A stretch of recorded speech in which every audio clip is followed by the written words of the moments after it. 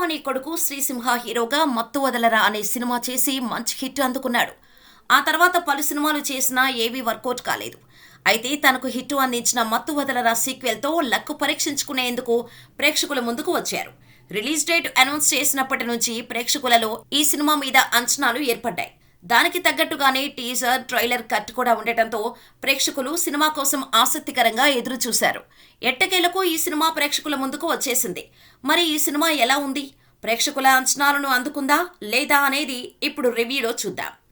ఈ సినిమా కథ మొదటి భాగానికి కొనసాగింపుగా ఉంటుంది.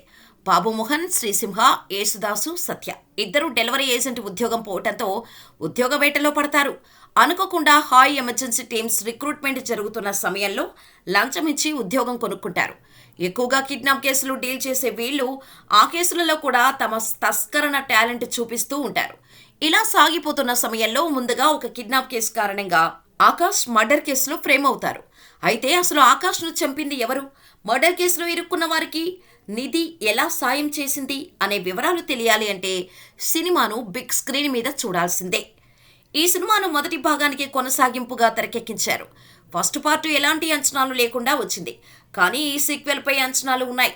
అయితే ఈ సినిమా ఫస్ట్ హాఫ్ మొదలైనప్పుడు ఎందుకో లాగ్ అనే ఫీలింగ్ కలుగుతుంది. కానీ సినిమా మొదలైన తర్వాత ఇంటర్వెల్ ముందు నుంచి కథలో వేగం పెరుగుతుంది.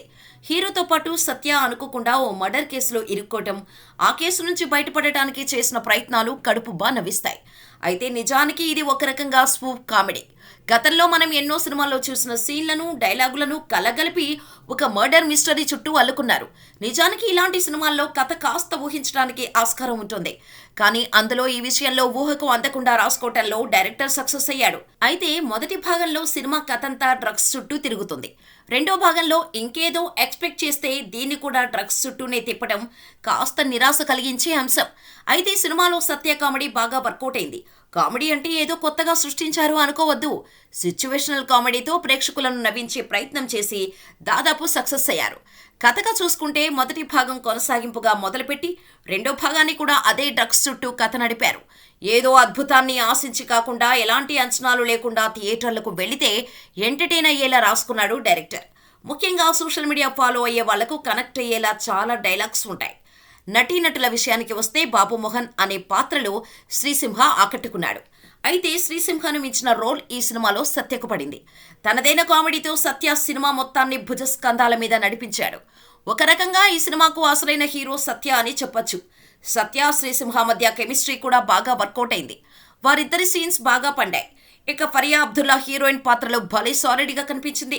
ఇక సినిమాలో ఇతర ప్రధాన పాత్రలలో నటించిన వెన్నెల కిషోర్, అజయ్, సునీల్, రోహిణి, రాజా చెంపోలు వంటి వాళ్ళు తమ పాత్రలకు న్యాయం చేశారు. ఇక టెక్నికల్ టీం విషయానికి వస్తే కాలభైరవ సాంగ్స్ కొన్ని బాగున్నాయి. అయితే బ్యాక్గ్రౌండ్ స్కోర్ మాత్రం ఆకట్టుకుంది. ఇక సినిమాలో చాలా డైలాగ్స్ ఇంట్రెస్టింగ్గా ఉండటమే కాదు, బాగా థియేటర్లో పేలాయి కూడా. స్క్రీన్ ప్లే విషయంలో సరైన కేర్ తీసుకొని సెకండ్ హాఫ్ని ఇంకాస్త ఎంగేజింగ్గా రాసుకొని ఉంటే ఈ సీక్వెల్కి కూడా ఫస్ట్ పార్ట్ అంత సక్సెస్ దక్కేది. ప్రస్తుతానికైతే పర్లేదు అనుకోవాలి.